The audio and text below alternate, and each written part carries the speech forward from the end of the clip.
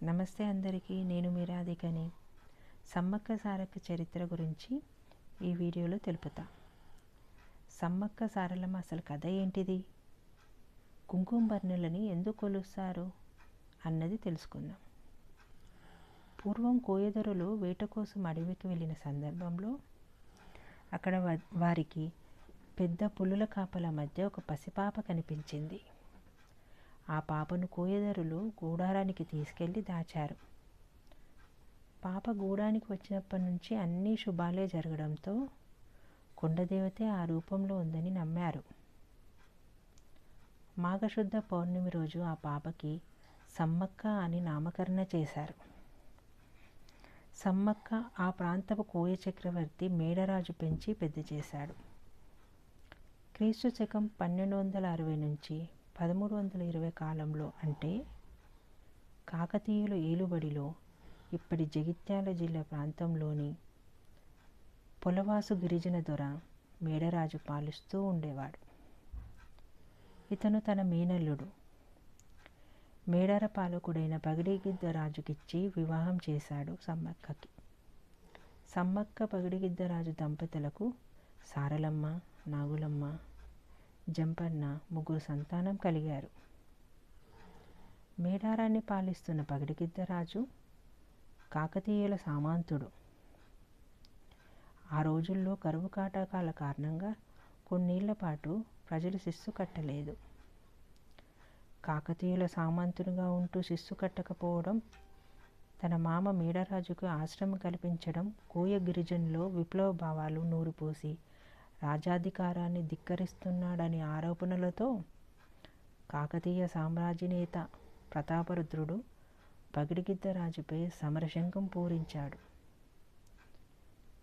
ఇది గమనించిన గిరిజనులు ప్రభుత్వంపై తిరగబడేందుకు సిద్ధమయ్యారు. మాఘశుద్ధ పౌర్ణమి రోజు మేడారంపైకి కాకతీయ సైన్యాలు దండెత్తాయి.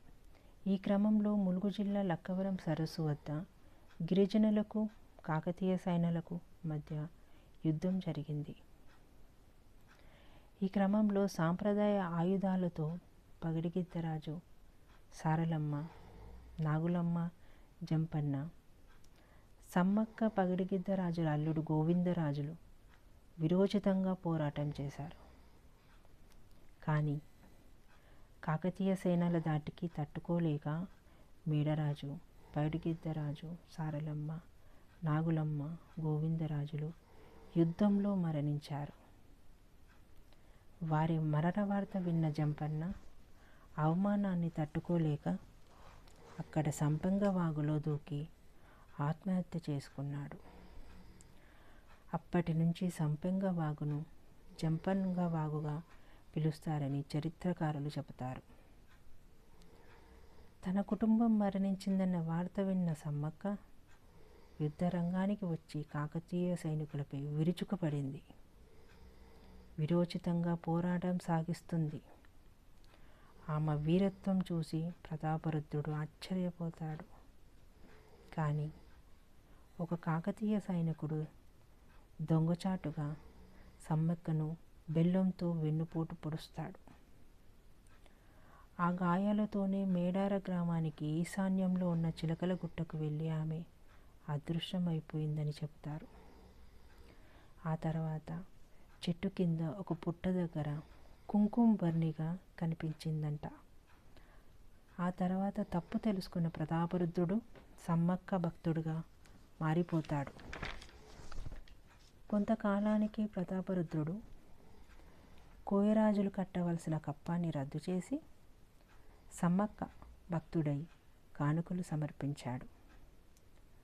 2 ఏళ్లకోసారి జాతర నిర్వహించాలని ఆదేశాలు జారీ చేశాడు. ఈ సమ్మక్క సారలమ్మ జాతర అలా మొదలైందని కథ విస్తృతంగా ప్రచారంలో ఉంది. కుంకుమ బర్ణెలనే సమ్మక్కగా భావించి అప్పటి నుంచి 2 ఏళ్లకోసారి మాఘశుద్ధం పౌర్ణమి రోజున సమ్మక్క సారలమ్మ జాతరను భక్తి శ్రద్ధలతో జరుపుకునే సాంప్రదాయం ఏర్పడింది. ఉమ్మడి వరంగల్ జిల్లాలోని ములుగు కేంద్రం నుంచి 44 కిలోమీటర్ల దూరంలో తాండాయి మండలంలో మారుమూల అటవీ ప్రాంతంలో మేడార గ్రామం ఉంది.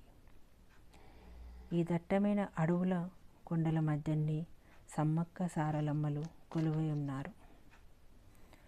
4 రోజుల జాతరలో భాగంగా గద్దెనెక్కిన దేవతలు చివరికి వనప్రవేశం చేస్తారు. దీంతో సమ్మక్క సారలమ్మ మహాజాతర ముగుస్తుంది. Please subscribe my channel friends. Thank you all. నమస్కారం అందరికీ.